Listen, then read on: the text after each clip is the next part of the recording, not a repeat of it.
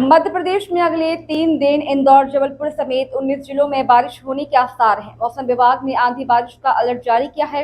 इससे पहले शुक्रवार को प्रदेश में गर्मी का असर रहा। खंडवा में पारा सबसे अधिक 42 डिग्री रहा। ग्वालियर, जबलपुर समेत 19 शहरों में पारा 40 डिग्री के पार रहा। वहीं शाजापुर में बारिश हुई। वहीं उज्जैन, आगरा, वहीं राजगढ़, गुना और विदिशा में भी मौसम बदलता रहा। Bureau report.